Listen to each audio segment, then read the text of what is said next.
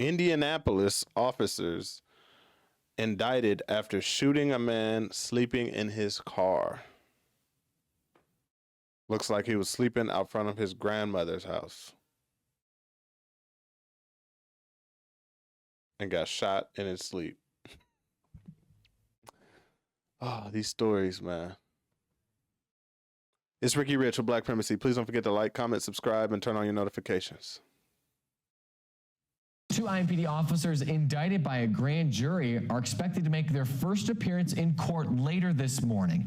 Officer Carl Chandler and Alexander Gregory are facing multiple charges for the shooting of 24-year-old Anthony Macklin, who'd been asleep in his car outside his grandmother's house last December.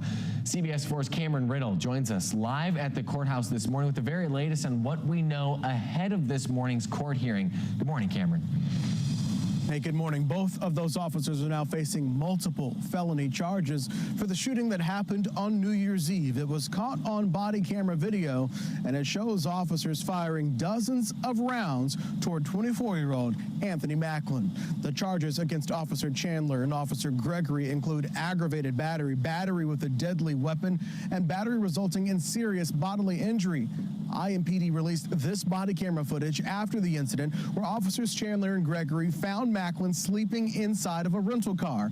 They responded after his grandmother called for officers to come check out the vehicle because she did not recognize it. Well, during the attempt to wake up Macklin, the officers saw that he was sleeping with a gun on his lap.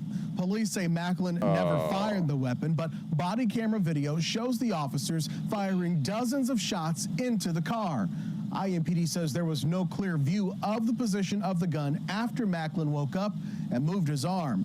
After being shot, he said he slept in the car because he didn't want to wake up his grandmother.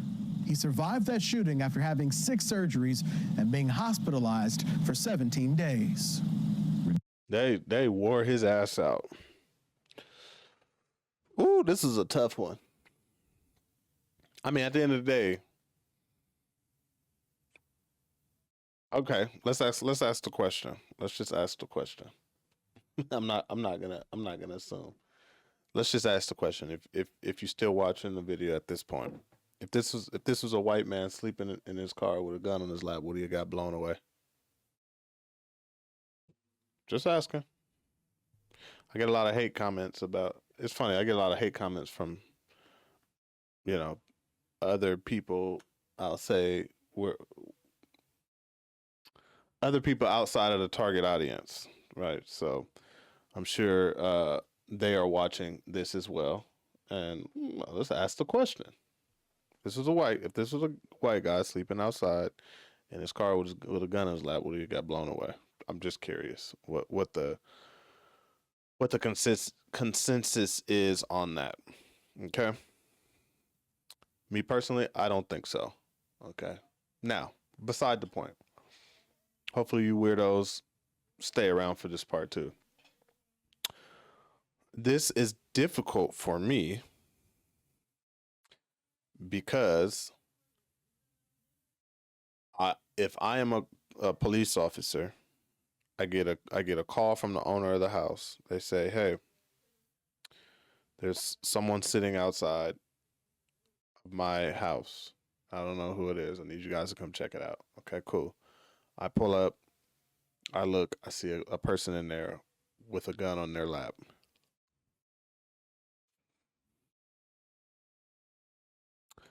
I am going to put my safety first. Not saying I'm going to blow the guy away, because I don't know. They said he didn't reach for the gun. I mean, it was clear as day. I think the cops were trying to, he lifted his arm up. He didn't grab the gun. So again, I haven't been in a situation where I'm heightened up and I got gun on me, and I haven't been in that situation, so I can't speak to what I would actually do if I were sitting in that exact situation. But I can say that I would not be surprised if this were me and I got shot by the police. I definitely would not be surprised. To the young man, definitely not a good idea. But I also see in his situation, not trying, grandma probably told him, you're not allowed to come into this house at all weird hours of the night. So he was like, look, I'm just going to chill in the car because I don't want to even go there with grandma. Right. And then I'm in the neighborhood. I don't want nobody robbing me. Probably been robbed before. So I'm going to keep my thing right here just in case someone get to acting funny. So this is tough for me because I can see it. I don't blame the grandma. You got some person that you don't know, that you think you don't know, sitting out front of your house. I don't too much blame the police because we get a call, guy sitting in the car with a gun. We don't know what's going on. And I don't blame him. Look, I'm just chilling in my car outside, not trying to wake up my grandma or disobey her house rules if that's the case. I'm also in a neighborhood where I got to protect myself. What do y'all think on this? This one's tough. This is a tough one. This is a tough one. I'd like to hear y'all opinion on this. Let's finish out the video. We know police officers can use force when most of us in the community cannot, but that force has to be reasonable under the circumstances. And so when we're going to have these conversations about reasonableness, we think it makes sense to present this to the grand jury, which is comprised of members of our community. Macklin's attorney shared a statement with us calling the shooting senseless. It reads in part, quote, Anthony's only offense was being a young black man in a high crime neighborhood. This shoot first can ask questions later approach to policing is illegal and it cannot be tolerated, which is why the family is grateful for the criminal process and that it will proceed against officers Gregory and Chandler. A statement. That, let me go back. This here, right here. The high crime neighborhood is what makes this so much more difficult for me, for both ends. If I'm in a high crime, I don't know, man. I think I just would have took that L with my grandma.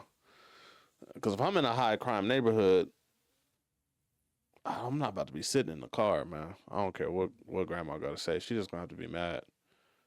I'm not about to be sitting outside of the car, and clearly. The neighborhood, I mean, everything points to it being high crime. He's sleeping in the car with a gun on his lap.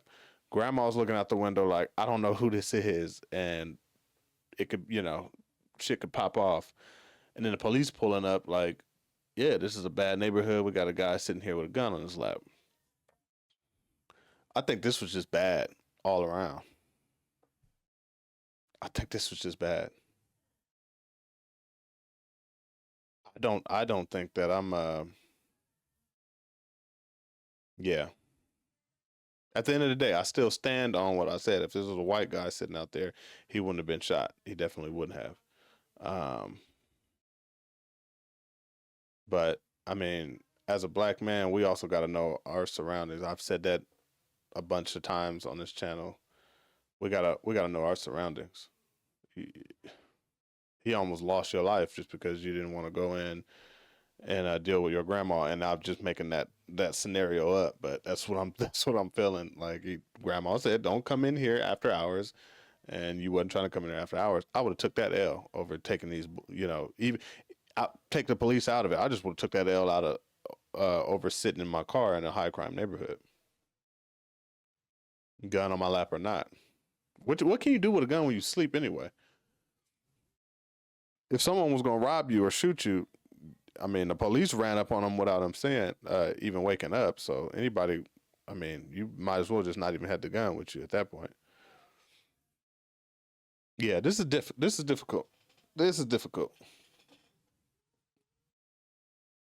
And Chandler. A statement from the officer's attorney says these officers acted in accordance with their training to defend their lives when a subject grabbed a gun and raised it toward them.